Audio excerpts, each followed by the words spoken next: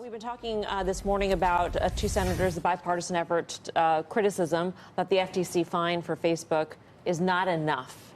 How much risk is there, if any, in the stock in terms of amped up fine or a more assertive FTC? I think that Facebook put boundaries around what that fine could be on the quarter, the $3 to $5 billion. And that's just really important for investors because you're quantifying the impact. And I don't think there's any expectation in this stock that it would be greater than 5. But for investors who own the stock, you're looking at it like that money to Facebook is less than a quarter of free cash flow.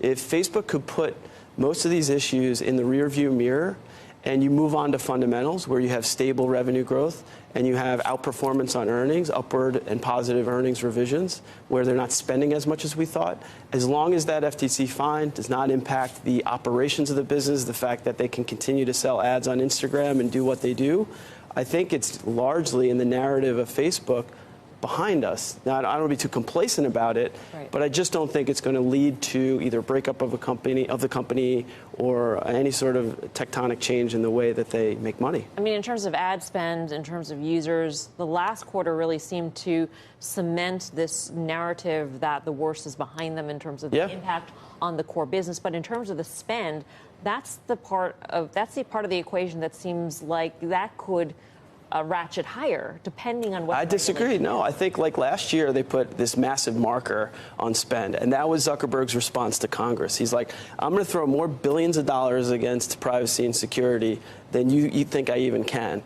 And they put that marker on 2019 expense guidance, and it turns out that they just can't even spend that much money fast enough. They can't HR can't hire people fast enough to grow OPEX 40 to 50%. So what we're going to see throughout 2019 is that margins are actually better than people thought. The spending is actually more efficient than we thought. Wow. And that's, the bad news was in, and that goes to the narrative of, what's past is past, and sort of I think it's going to be a new changes because the stock moves the way you're talking about, though.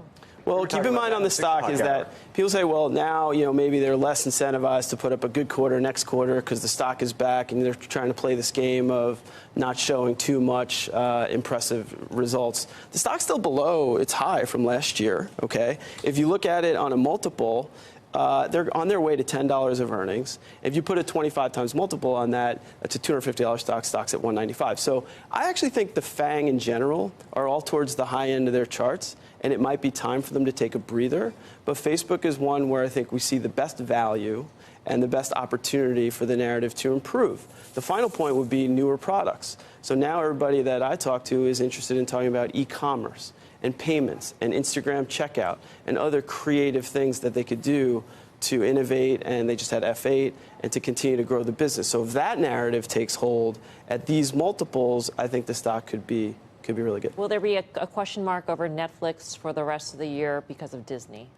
So I asked my daughter Leah, who's here, and she's 5, and I asked her in the car on the way here, and she says no. She says that Netflix and Disney can coexist. And then I started telling her that Netflix is going to burn $3.5 billion of free cash flow this year, and I kind of lost her. We didn't have, I don't know. Into Hulu? No, it's no. So I think to answer your question, Netflix has had a good year so far. The stock, I don't think the competitive forces like Disney Plus are a risk to the consumer. I don't think people are going to churn because Disney exists. Okay. What I do think is that content costs for Netflix will continue to go higher, and the cash spend in order to continue to have the pressure of creating that next new original will preclude the company from being able to get to free cash flow break even anytime soon. So it's like it's going to take 3 years for them to get to free cash flow break even. That's the biggest. I'm not hung up on Netflix. Netflix is loved as a brand by kids and everybody.